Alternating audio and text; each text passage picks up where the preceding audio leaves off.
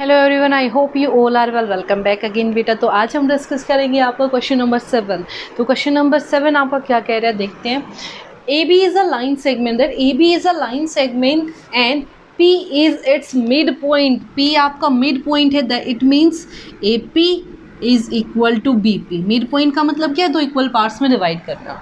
ठीक है, तो यहाँ से आ गया that D and E are points on the same side of A B. D और बी आपके कौन से पॉइंट, डी और ये आपके कौन से पॉइंट्स हैं जो ए बी की साइड्स में, सच दैट किस तरीके से, that angle B A D, angle B A sorry wait क्या बोला उसने, angle B A D, angle B A D, it means आपका ये वाला एंगल इक्वल होगा एंगल ए बी ई, ये वाला एंगल इस वाले एंगल के क्या है, equal. And angle E P A, ये वाला एंगल इक्वल है एंगल डी पी बी यानी कि इस वाले एंगल के। Then we have to prove that triangle D P B, कौन से triangle, D P B, D P D A P यानी कि ये वाले, ठीक है। दूसरा ट्राइंगल ई बी पी यानी कि ये वाले। तो ध्यान से देखो बेटा, ये इसके इक्वल है, ठीक है, लेकिन मेरे को चाहिए क्या, ये वाला कंप्लीट इस वाले कंप्लीट के इक्वल, राइट।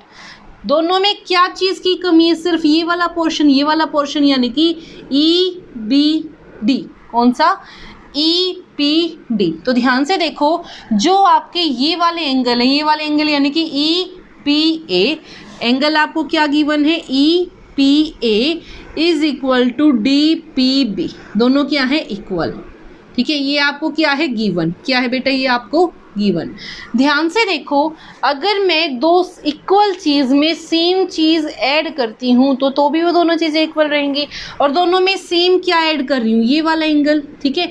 ये वाला एंगल क्या है, ई पी डी, कौन सा angle, angle E P D. So angle E P A plus angle E P D is equal to angle D P B plus angle E P D. Reason, दो चीज़ें पहले से equal हैं और in equal चीज़ों में अगर मैं सेम चीज़ ऐड कर रही हूँ दोनों साइड तो भी वो चीज़ें क्या रहती हैं, इक्वल।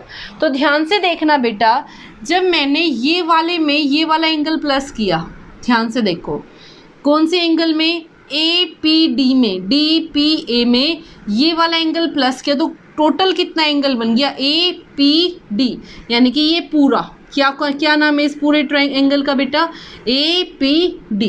तो यहाँ से क्या बन गया, so angle A P D is equal to, in same way यहाँ से अगर मैं बात करूँ, ये वाले एंगल में मैंने क्या प्लस किया, ये वाला एंगल, तो ये कंप्लीट एंगल बन गया। और कंप्लीट एंगल का नाम क्या है, बी पी ई, क्या नाम है बेटा, बी पी ई।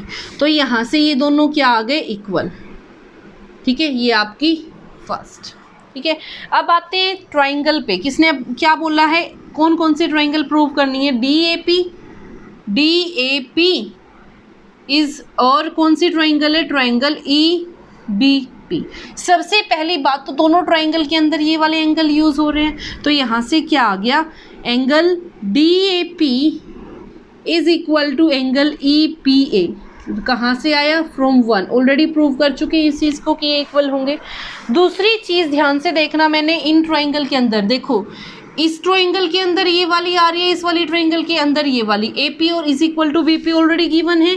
तो यहाँ से क्या आ गया, A P is equal to B P आपको क्या है, गिवन, ठीक है। दूसरी बात उसने क्या दिया था, angle A is equal to angle B, ये चीज़ भी आपको गिवन है यहाँ से।